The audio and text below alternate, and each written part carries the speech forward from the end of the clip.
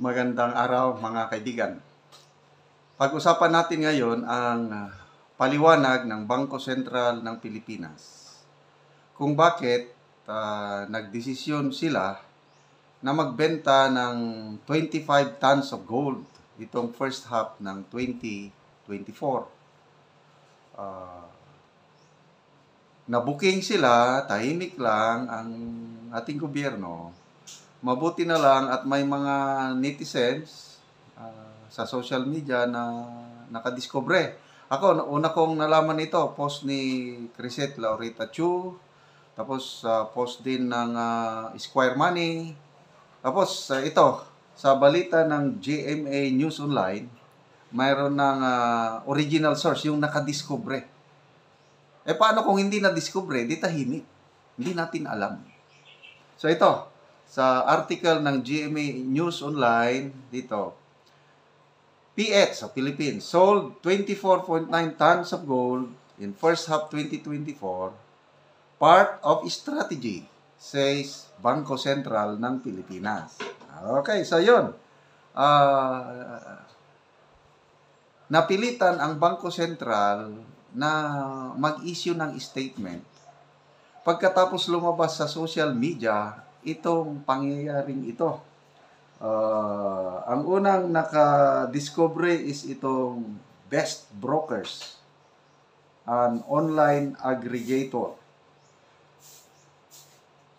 So, itong Best Brokers na pag-alaman nila na yun na nga, kasi pag magbenta ka ng ginto, i-report mo yan. It was reported among the countries that reported activities on World Gold Council. Yan. Meron tayong World Gold Council. Dito, naiipon yung data, yung mga bansa na nagbebenta ng ginto. So, napag-alaman ng Best Brokers, number 1 ang Pilipinas. Bakit daw? Part of strategy. Okay. Pag-usapan natin, anong klaseng strategy yan?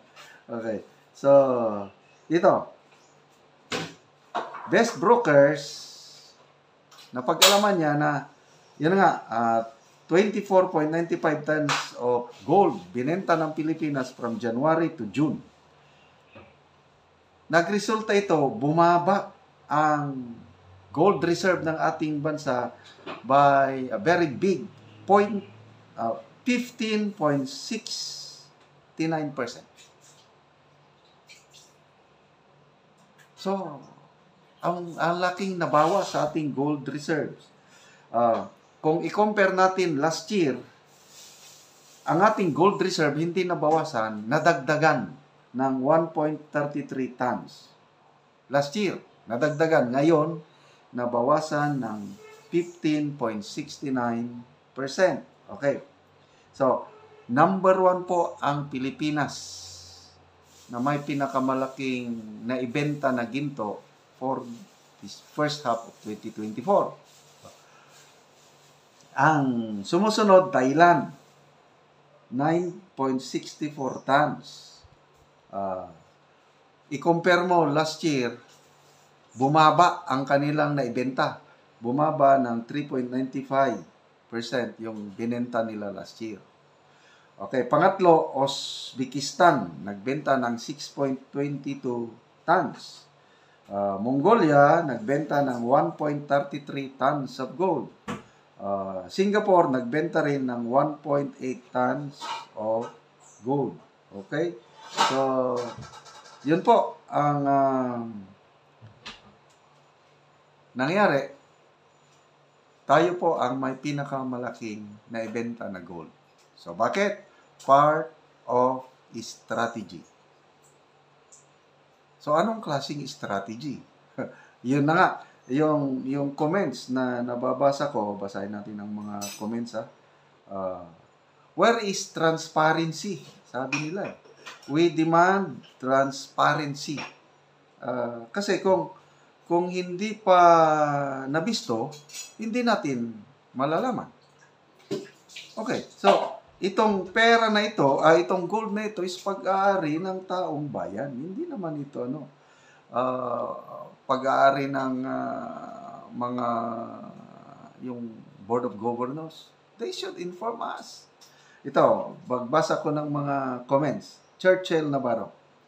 Some of our kababayans, they think Marcos holds tons of gold, which is part of Marcos Sr. legacy, and it will be given back to Filipinos before the election.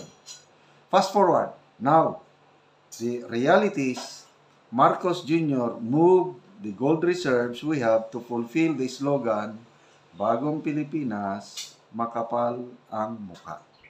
Okay, ang daming reply dito. Magbasa lang ako sa reply sa comment ni Churchill Navarro. Ako, naniwala ko na mayroong Marcos Gold na ipon, mga Yamasita, no? Na ang last will and testament ng Pangulong Marcos Sr., kung makuha yun, is ibibigay 90% papunta sa taong bayan. So, kabaliktaran ang nangyayari ngayon. Yung gold reserve natin, yun ang ibinebenta ng tahimik, hindi natin nalalaman. Mabuti na lang at may best brokers. Mabuti na lang may Squire Money, may Crisette Laureta Chu na nagre-research at nalalaman natin. Okay. Ito, mga ibang comments. Filipinos must wake up to the reality that while we struggle with the rising cost of living, many of our politicians are enriching themselves through public funds. The economic strain we face, skyrocketing prices of basic goods, utilities, and services, only highlights the disconnect between those in power and the daily lives of ordinary citizens. Despite this, we see little opportunity from our leaders. I challenge Congress and the Senate to fulfill their duty to the Filipino people. So, mahaba ito. Ito. Strategy of displacement. Bad alternative for the national economy. So, dagdagan ko lang yung paliwanag ng Bangko Sentral. Mataas daw ang presyo ng gold ngayon. Yung mga netizens, may mga vlog na napanood ko, kinompute nila yung, I think, for every kilogram of gold is 4.1 million pesos, something like that. Tinimes na nila yung 25 tons. Aabot daw ng mga, itong computation lang ng mga netizens, 117 billion pesos ang sale. Pinagbentahan nitong 25 tons of gold na ito. So again, transparency. Saan mapupunta yon? So, bakit hinintay pa nila na merong best brokers, Squire Money, may mga netizens na mag-post nito sa social media? Then, bakit tahimik ang mainstream? Wala, hindi na pag-alaman. So, yun lang. Bago lang po, pronouncement ng Malacanang, ang Pangulo, yung awarding ng outstanding government workers sa Malacanang.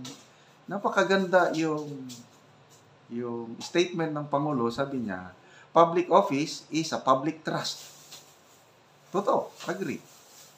We should remain committed, sabi ng Pangulo, to remain transparent and accountable to the people at all times. So, nasaan po ang transparency? So, ito, challenge sa Central Bank. Nasaan ang transparency? Bakit nabigla na lang ang taong bayan na naibenta na? So, sana sa susunod, ipaalam sa taong bayan para the right of the people to be informed.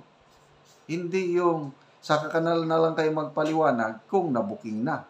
So, ang tanong, saan mapupunta yung pinagbentahan?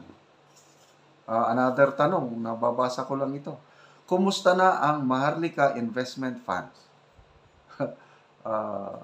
Ito yung pet project ng administrasyon. Ito daw ang magdadala ng mga investors, magdadala ng maraming trabaho more than 2 years na, wala nang balita sa Maharlika Investment Fund.